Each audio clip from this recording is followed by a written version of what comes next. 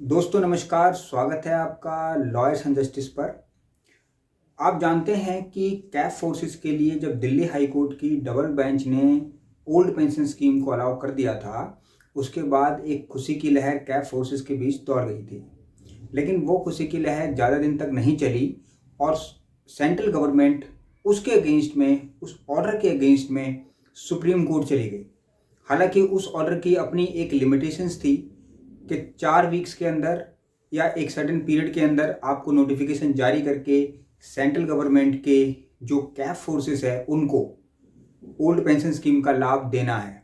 लेकिन क्योंकि वो ऑर्डर सेंट्रल गवर्नमेंट को सूट नहीं करा और वित्तीय हालत को देखकर, फाइनेंशियल स्टेटस को देखते हुए सेंटर ने डिसाइड किया कि वो इसे सुप्रीम कोर्ट में चैलेंज करेंगे। वो ऑर्डर सुप्रीम कोर्ट में चैलेंज हुआ। चैलेंज होने के बाद उस पर स्टे भी लगा दिया गया। स्टे के बाद फर्दर प्रोसीडिंग के लिए उसको रखा गया।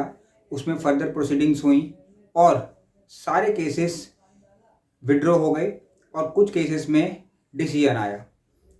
अब दोस्तों हुआ ये कि फाइनली अभी वो मैटर पेंडिंग है और सुप्रीम कोर्ट ने सेंटर को अमेंडमेंट करने के लिए अपनी पिटीशंस में अलाउ कर दिया।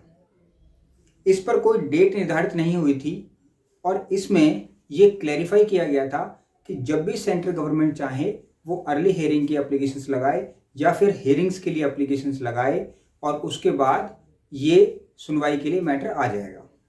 अब देखिए दोस्तों, सुप्रीम कोर्ट के अंदर एक प्रोसीजर है किसी भी चीज़ को फॉलो करने के लिए। वहाँ ओरिजिनल ज्यूरिडिक्शन किसी चीज़ की भी नहीं होती है और वहाँ पर हर केस की अपील भी नहीं होती है। इसलिए कॉन्स्टिट्यूशन ऑफ इंडिया ने, क्योंकि हर एक व्यक्ति को राइट है कि वो जस्टिस को पाए यानी उसको न्याय मिले, इसलिए एक एसएलपी का प्रोविज़न रखा जिसको बोला जाता है स्पेशल लीव पिटीशन। ये क्रिमिनल भी है अब और सिविल भी है। अब होता क्या है कि जब सेंट्रल गवर्नमेंट सुप्रीम कोर्ट गई तो उस सिचुएशन के अंदर सारी चीज़ों को देखते हुए, उनकी बातें सुनकर या जो भी चीज़ें हुई उसको स्टे कर दिया ऑर्डर को और उसके बाद में उनके ऊपर निर्णय छोड़ दिया एक तरीके से। अब इसमें जो सुनवाई थी वो होने वाली थी फरवरी 2025 में, क्योंकि जो टाइम पीरियड उनको दिया था कि हाँ इतने टाइम पीरियड में आप जो है कर लेना, क्योंकि सेंटर ने उतना ही टाइम मांगा था। तो जो टाइम पीरियड ख़त्म होने वाला था वो फरवरी में होने वाला था।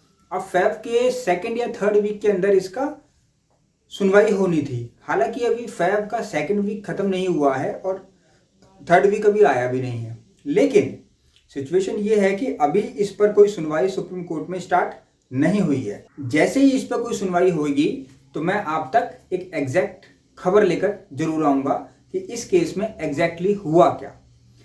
इसमें समझने की बात दोस्तों ये है कि जितने भी कैफ फोर्सेस के हमारे मित्र हैं वे सभी इस चीज़ को लेकर टेंस भी कह सकते हैं या फिर ये कह सकते हैं कि वे परेशान हैं कि अगर ये एक डिसीजन आए तो ये उनके जीवन में एक खुशहाली लेकर जरूर आएगा, क्योंकि ओल्ड पेंशन की रिक्वायरमेंट बहुत सारे जवानों को है। दूसरा, जो सेंट्रल गवर्नमेंट के दूसरे एम्प्लॉयज़ हैं उनके लिए यहाँ से एक रास्ता भी निकलेगा कि यदि सेंट्रल गवर्नमेंट के कैफ फोर्सेस को ओल्ड पेंशन सुप्रीम कोर्ट लागू करवा देती है या कर देती है तो उस सूरत में जो ओल्ड पेंशन है वो दूसरे एम्प्लॉयज़ भी, उनकी जो डिमांड करने की पावर है वो बढ़ जाएगी और जो उनको मिलने की जो पॉसिबिलिटी है वो भी बढ़ जाएगी।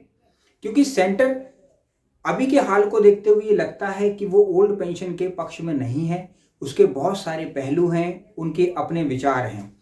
ये चीज़ें मैंने पिछली वीडियोस में डिस्कस की हैं। आप उन वीडियोस को नीचे दिए गए डिस्क्रिप्शन में लिंक पर जाकर भी देख सकते हैं और चैनल को विजिट करके भी देख सकते हैं।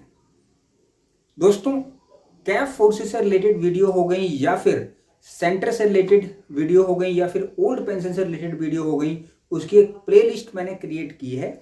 आप जाके वहां पर वो वीडियोस देख सकते हैं जिससे आपको सटीक जानकारी मिलेगी। कैफ फोर्सेस के लिए पेंशन का जो सुप्रीम कोर्ट में मुद्दा चल रहा है, फेब में जिसकी डिसीजन होने वाला था, डेट आने वाली थी लेकिन वो अभी तक नहीं आई है।